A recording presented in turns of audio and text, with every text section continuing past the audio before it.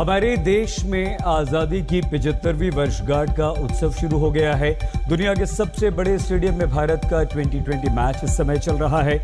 5 साल में 405 विधायकों ने दल बदल कर सत्ता का स्वाद चखना जारी रखा है और हमारे देश का नौजवान आज भी अब भी रोजगार के लिए आंदोलन कर रहा है। एग्जाम में धांधली से परेशान है तो जरूरी है कि दस्तक दी जाए। नमस्कार, रात के 10 बज रहे हैं। आप आज तक पर देख रहे हैं दस्तक। आपके साथ मैं हूं सईद अंसारी। स्वागत है आपका दस्तक में। तो आज हमारी पहली दस्तक रोजगार के ही मुद्दे पर है, जो बताएगी नौकरी देने के दावों पर चौधरी बनना कैसे उल्टा पड़ गया। दूसरी दस्तक युवाओं की भर्ती परीक्षा के मुद्दे पर है, जिसमें हम पूछेंगे कि इम्तिहान कराने में भी फेल क्यों हो जाता है हमारा सिस्टम। और तीसरी दस्तक एक ऐसे फैसले की जो बताएगी आस्था बनाम अतिक्रमण की लड़ाई के बड़े पहलू। शुरुआत आइए करते हैं रोजगार के दावों पर मुख्यमंत्री तक को भ्रम में डालकर चौधरी बनने वाले अधिकारियों और पूरे सिस्टम की पोल खोलने वाली खबर के साथ। कश्मीर से कन्याकुमारी तक और अहमदाबाद से अगरतला तक, भोपाल से भुवनेश्वर तक, किसी भी राज्य के किसी भी जिले या राजधानी में जाइए, एक न एक जगह पर किसी भी दल के राज में युवा बेरोजगारी के दलदल में धंसने से बचने के लिए रोजगार मांगता खड़ा मिलेगा। और तब रोजगार के वादे करके हिसाब देने में सरकारों को चौधरी बनना कैसे भारी पड़ता है, ये चेहरा इस बात का सबूत है। जी वीडियो कैसे बनाता बस ये बता दीजिए आप हमें। रुक जाइए एक मिनट रुक जी, वीडियो मिला रहा वीडियो आपने किसने बनवाया था? रुक जाइए। गले में गमछा, बाइक में आगे झोला उठाकर उत्तर प्रदेश के महाराजगंज से नेपाल की तरफ निकल लिए इन भाई साहब। 10 मार्च से पहले कोई नहीं जानता। का नाम दुर्गेश चौधरी है, जिनका 72 सेकंड का वीडियो बुधवार को योगी आदित्यनाथ के व्यक्तिगत ट्विटर हैंडल से ट्वीट होता है, जिसमें लिखा जाता है, सरकारी नौकरियों हेतु आयोजित परीक्षाओं के समयबद्ध परिणामों एवं पारदर्शी चयन प्रक्रिया के लिए मुख्यमंत्री जी को धन्यवाद ज्ञापित करते हुए श्री दुर्गेश चौधरी जी। राजस्व लेखपाल की भर्ती आई सरकार के द्वारा, जिसमें हमने लिखित परीक्षा भी दिया। उसके बाद से हमारा नाम इंटरव्यू के लिए भी सिलेक्शन हुआ।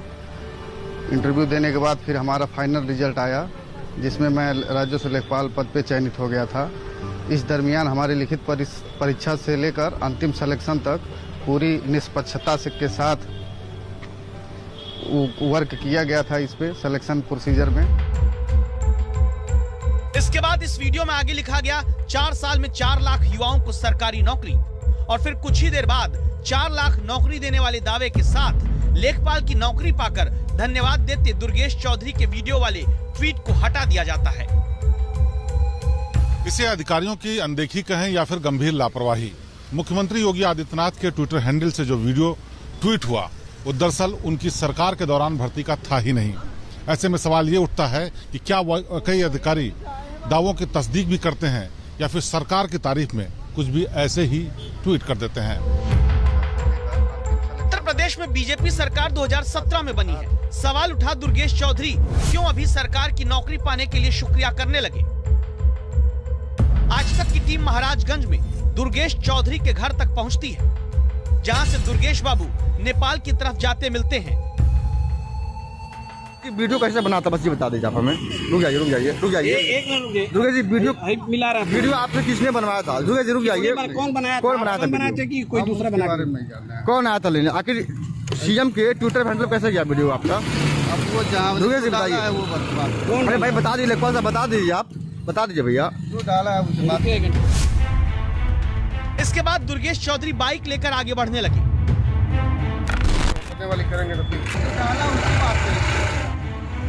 लेखपाल दुर्गेश चौधरी रुके नहीं, नेपाल चल दिए और पूरे उत्तर प्रदेश समेत देश के बेरोजगारों के लिए सवाल छोड़ गए। दरअसल सरकार की उपलब्धियों के बारे में बताने के लिए बाकायदा एक टीम तमाम वीडियोज और पोस्ट को शेयर करती है, जिससे सरकार के अच्छे कामों के बारे में जनता को पता कर सके। लेकिन जिम्मेदारी इस बात की भी होती है कि उनमें किए गए सभी दावों की पुष्टि की जाए और उसके बाद उनको सार्वजनिक किया जाए, वरना अंजाम ऐसा ही होता है जैसा दुर्गेश चौधरी के मामले में हुआ। और अब सरकार की किरकिरी हर तरफ हो रही है। क्या रोजगार पर भ्रामक दावे करने की वजह उत्तर प्रदेश अधीनस्थ सेवा चयन आयोग है, जिसकी हालत यह है कि अखिलेश राज के आखिरी साल में निकली कई नौकरियों में भी भर्ती प्रक्रिया अब तक पूरी नहीं हो पाई है। 2016 में निकली सरकारी नौकरियों को भरने का काम अब भी यूपी SSC में चल रहा है। दावा है कि 2017 के बाद यूपी SSC से निकली ग्रुप C की एक भी नौकरी किसी को नहीं मिल पाई, जिसके कारण अब भी यूपी अधीनस्थ सेवा चयन आयोग के दफ्तर के आगे खड़े नौजवान कछुए से चलती भर्ती प्रक्रियाओं का हाल जानने पहुंचते हैं। मैं सहायक कनिष्ठ 2016 भर्ती से हूं सर। ये इसका विज्ञापन दिसंबर 2016 में आया था। दिसंबर 2016 में आया था। इसमें 3 चरणों में भर्ती संपन्न होनी थी। लिखित परीक्षा, टाइपिंग टेस्ट और साक्षात्कार होना था। 2016 से इसमें लिखित परीक्षा के बाद 4264 लड़के सफल हुए हैं और उस 4264 लड़के अपने भर्ती पूर्ण होने के इंतज़ार में 2016 से 2021 तक 4-5 वर्षों तक इंतज़ार के बाद आज तक सिर्फ टाइपिंग टेस्ट हुआ है। उसका अभी रिजल्ट आना है और साक्षात्कार बाकी है। कब तक ज्वाइनिंग होगी इसका कोई अंदाज़ा नहीं। गन्ना पर्यवेक्षक 2016 की वैकेंसी आई हुई है, जो हम लोगों ने कई बार धरना दिया, तब जाके 2019 में अगस्त में पेपर हुआ। उसके बाद में फिर रिजल्ट इसका दिसंबर में रिजल्ट आया। उसके बाद जनवरी 2020 में इसका इंटरव्यू हुआ। इंटरव्यू हुआ 1 साल से ऊपर होगा, लेकिन इसका अंतिम परिणाम अभी तक नहीं जारी किया गया। संभव है किसी कारण उत्तर प्रदेश हो या कोई और राज्य सरकार रोजगार पर दावों का चौधरी बनने की कोशिश करते हैं, लेकिन उन दावों को मुंह छिपाना पड़ जाता है। महाराजगंज से अमितेश त्रिपाठी के साथ कुमार अभिषेक, लखनऊ, आज तक। सरकारी दफ्तरों में पद खाली रहते हैं, काम लटकता है तो फाइलों के आगे बढ़ने की रफ्तार 9 दिन चले 2.5 कोस जैसी हो जाती है। जनता का काम फंसता है, भ्रष्टाचार को बढ़ावा और चढ़ावा भी मिलता है। और इसीलिए आज की दस्तक है, सरकारी नौकरियों में भर्तियों को लटकाने वालों पर कानूनी कार्रवाई होनी चाहिए। नौकरियों में बिना कारण देरी पैदा करने वालों के खिलाफ सरकारी कामकाज में बाधा पहुंचाने वाला केस दर्ज करके एक्शन लेना चाहिए। आप हमारी इस दस्तक से सहमत हैं तो अपनी राय ट्वीट कीजिए, हमें भेजिए। दरअसल समस्या रोजगार से जुड़ी भर्ती परीक्षाओं में रिजल्ट और नियुक्ति समय से दे पाना ही नहीं है, बल्कि परीक्षा भी पारदर्शी ढंग से ना करा पाना एक बहुत बड़ी चुनौती है। स्थिति यह होती है कि भर्तियां निकल भी जाएं तो पेपर लीक हो जाते हैं, रिजल्ट में धांधली के इतने आरोप लग जाते हैं कि फैसला और नियुक्ति ठंडे बस्ते में चले जाते हैं। और यही मध्य प्रदेश में अब एक बार फिर से हुआ है। भारत माता की जय और वंदे मातरम के नारे लगाते ये किसी पार्टी के कार्यकर्ता नहीं, ये वो छात्र हैं जिन्हें आगे देश में कृषि और किसान दोनों के विकास की जिम्मेदारी अपने कंधे पर उठानी थी। भारत माता की, भारत माता की। लेकिन जब मध्य प्रदेश में सरकारी नौकरी की परीक्षा धांधली के अंधेरे में नजर आने लगी तो इंसाफ की रोशनी के लिए मोमबत्ती लिए ये अलग अलग शहरों में प्रदर्शन करने लगे।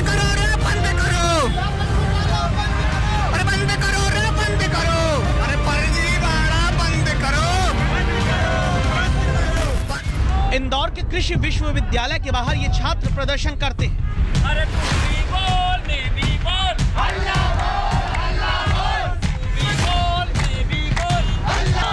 इनकी नाराजगी की वजह जान लीजिए।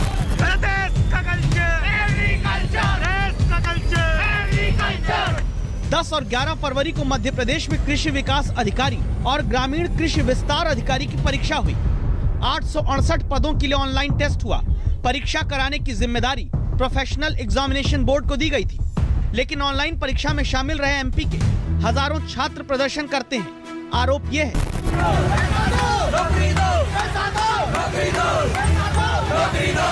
कि परीक्षा में टॉप 10 में आए सभी लोग ग्वालियर चंबल संभाग से ही पाए गए। पेपर में कुछ सवालों के गलत जवाब बोर्ड ने तय कर दिए थे। आरोप है कि टॉप करने वालों ने भी उसी गलत जवाब के विकल्प पर ऑनलाइन परीक्षा में निशान लगाया। अब छात्रों ने इस परीक्षा में धांधली की शिकायत पुलिस तक से कर दी।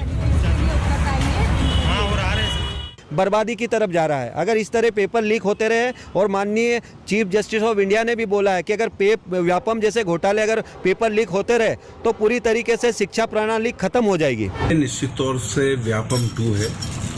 व्यापम नंबर 1 में 50 से ज्यादा लोगों की जान गई थी और इसी तरह का घोटाला हुआ था जिस तरह का ये है। मुख्यमंत्री जी शिवराज जी ने भी जांच के आदेश दिए, उसकी जांच होगी और जांच में जो सही होगा वो निकल के आएगा और जो भी दोषी होगा उसके खिलाफ कार्रवाई की जाएगी। परीक्षा का रिजल्ट रोक दिया गया है, जब तक जांच नहीं होगी पूरी, जब तक रिजल्ट नहीं निकलेगा। जांच तक रिजल्ट रुका रहेगा। जांच सही रही तो परीक्षा रद्द होगी, फिर कब होगी या जांच में ही फंसी रहेगी नौकरी, इसका जवाब तो अभी कोई देगा ही नहीं। यानी तब तक इन युवाओं के रोजगार का मौका लटका रहेगा। तो परीक्षा पारदर्शी तरीके से कराने की भी जवाबदेही तय होगी। ये नौकरी देने का काम पंचवर्षीय योजना बनाकर रखा जाएगा। रवीश पाल सिंह, भोपाल, आज तक। अब बेरोजगारी के खिलाफ और रोजगार दिलाने के लिए दस्तक की मुहिम की दोनों रिपोर्ट्स को देखने के बाद आइए एक नजर से सोचिए, क्या हमारे देश में नौकरी पाना, सरकारी नौकरी पाना बहुत कठिन है और एक पार्टी से दूसरी पार्टी में जाकर टिकट लेकर विधायक, सांसद दोबारा बन जाना बहुत सरल है? क्योंकि चुनावी प्रक्रिया पर नजर रखने वाली संस्था एसोसिएशन फॉर डेमोक्रेटिक रिफॉर्म्स यानी कि एडीआर की एक रिपोर्ट आई है। यह रिपोर्ट कहती है कि 2016 से 2020 के दौरान अलग अलग दलों के 405 विधायकों ने अपनी पार्टी छोड़ दी और फिर से चुनावी मैदान में हाथ आजमाया। रिपोर्ट के अनुसार उन 5 साल के दौरान सबसे ज्यादा 188 विधायकों ने बीजेपी का दामन थामा, चुनाव भी लड़ लिया। 2016-2020 के दौरान हुए विधानसभा और लोकसभा चुनावों के समय अकेले कांग्रेस के 170 विधायक दूसरे दलों में शामिल हो गए। एडीआर की रिपोर्ट यह भी कहती है कि दल बदलने वाले विधायकों के कारण 5 साल में हमारे देश के 5 राज्यों में सरकारें गिर गईं। मतलब आसानी से दल बदलकर विधायक, सांसद बनकर सत्ता का स्वाद नेता चखते रहते हैं और आप और हम यानी कि आम आदमी, हमारे देश का नौजवान देखता रहता है और सोचता रहता है कि हमें रोजगार कब मिलेगा। मतलब राजनीति जहां भी हावी होगी वहां अधिकारों पर अतिक्रमण होगा ही। 2011 की जनगणना के अनुसार हमारे देश में 1900 लोगों के लिए एक अस्पताल या क्लिनिक है, जबकि भारत में, हमारे देश में प्रति 400 लोगों पर एक धार्मिक स्थल जरूर है।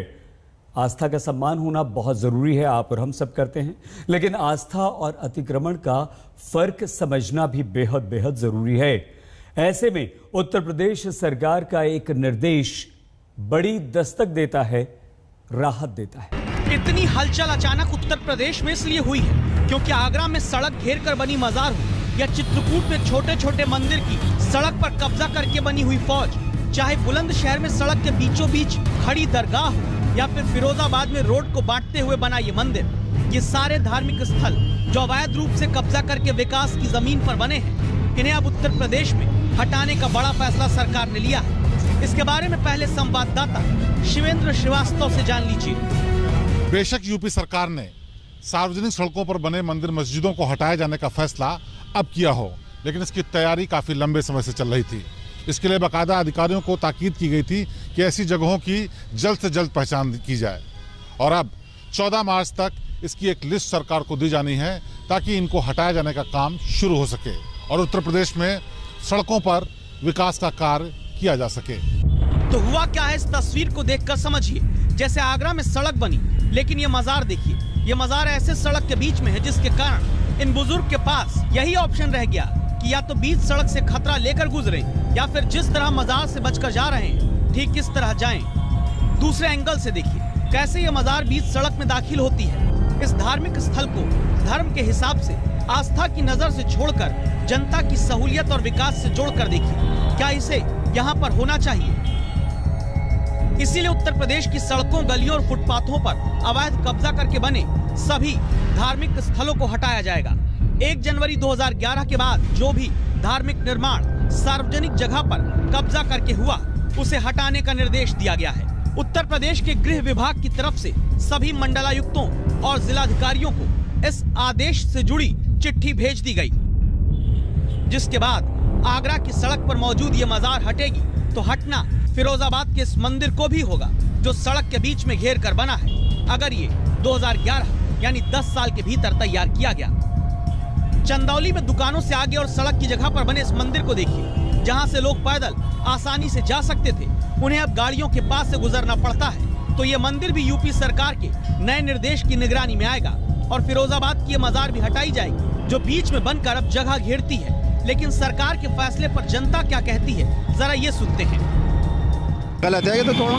क्या कहना आप क्या चाहते हैं? हम चाहते हैं जो धार्मिक स्थल जो जहाँ पर है वहीं रहना चाहिए बस। धार्मिक किसी का भी हो, किसी ठेस तो पहुँचाना बेकार है। हम जो चीज़ जहाँ है वो वहीं रहना चाहिए। लोगों की आस्था जुड़ी हुई है हमारे यहाँ के लोगों की। अब ऐसा कार्य होगा तो विरोध होने लगेगा, सारी जनता यहाँ की विरोध कर देगी, सड़क पे आ जाएगी। तो इससे हम लोग का जो धार्मिक स्थल है अपने स्थान पे ही रहना चाहिए। सड़क की व्यवस्था अलग से कहीं कराई जाए। यही वो आस्था है जो धीरे से सड़क गली फुटपाथ पर अतिक्रमण कर लेती है। जबकि 29 सितंबर 2009 को देश की सर्वोच्च अदालत ने सभी राज्यों को निर्देश देते हुए कहा था, धर्म और भगवान के नाम पर कोई भी अवैध धार्मिक स्थल सड़क, पार्क या दूसरी सार्वजनिक जगह पर नहीं खड़ा किया जा सकता। अप्रैल 2016 में भी सुप्रीम कोर्ट ने कहा था, सभी को पैदल चलने का अधिकार है। भगवान कभी किसी के पैदल चलने के रास्ते में बाधा खुद नहीं बनना चाहते। अब इसी मंशा के साथ यूपी सरकार के निर्देश पर जिलाधिकारी 14 मार्च तक बताएंगे कि शहर में कितने धार्मिक स्थल अवैध रूप से बने हैं। तो बुलंदशहर में बीच सड़क पर चौराहे की जगह पर घेर कर बनी हुई इस दरगाह को शायद हटना पड़े और झांसी में फ्लाईओवर के नीचे आम लोगों के आने जाने की जगह पर बना हुआ मंदिर भी हटाया जा सकता है। ऐसा नहीं है कि सब विरोधी कर रहे हैं, कुछ लोग सरकार के समर्थन में भी खड़े हैं। मज़हब इस्लाम ये कहता है कि किसी भी नाजायज़ जगह पर, किसी भी कोई झगड़े की जगह पर या नाजायज़ जगहों पर धार्मिक स्थल बनाना दुरुस्त नहीं है। तो हम सरकार से ये मांग करते हैं कि अगर जायज़ तरीके पे जो भी धार्मिक स्थल बने हुए हैं उन धार्मिक स्थलों को हरगिज़ न छेड़ा जाए, और जो नाजायज़ जगहों पर बने हैं उसके बारे में सरकार क्या करती है वो सरकार बेहतर जानती है। जो सड़क के किनारे जो हुए निर्माण हुए, चाहे वो मंदिर के रूप में हो या मस्जिद हो या कोई भी धार्मिक स्थल हो, उनको हटाने का जो निर्णय शासन का है वो स्वागत योग्य है, क्योंकि कभी भी डेवलपमेंट पे ये चीजें हावी नहीं होना चाहिए। ऐसे फैसलों का स्वागत ही होना चाहिए। इसे धर्म या राजनीति के चश्मे से ना देखें, क्योंकि राजनीति क्या करती है दिल्ली में चलिए देखिए। इसी साल जनवरी के पहले हफ्ते में दिल्ली के चांदनी चौक में सौंदर्यीकरण प्रोग्राम के तहत इस मंदिर को हटना पड़ा तो बीजेपी ने इसका विरोध किया, आम आदमी पार्टी ने भी और कांग्रेस ने भी। सबको यहाँ पर मंदिर चाहिए था। फरवरी में सबने मिलकर मंदिर बनवा भी दिया।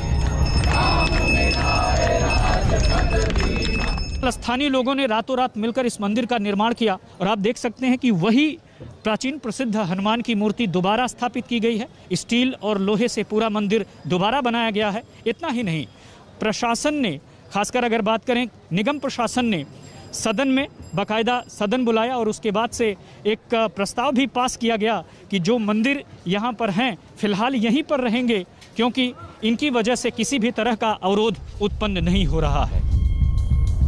यूपी में सरकार ने भी फैसला लिया है कि 6 महीने के वक्त में जो धार्मिक स्थल अवैध रूप से सड़क, गली, फुटपाथ पर हैं, उन्हें दूसरी जगह स्थानांतरित करने का रास्ता देखा जाएगा या फिर हटा दिया जाएगा। बस अब जरूरत है कि राजनीति ना हो और लोग आस्था और अतिक्रमण के बीच के फर्क को समझ लें। दिल्ली में राम किंकर सिंह के साथ शिवेंद्र श्रीवास्तव, लखनऊ आज तक। अंजना ओम कश्यप, हमें उम्मीद है ये वीडियो आपको पसंद आया होगा। लेटेस्ट खबरों के लिए यूं ही देखते रहिए आज तक, और इस वीडियो के पसंद आने पर लाइक, शेयर एंड सब्सक्राइब करना ना भूलें।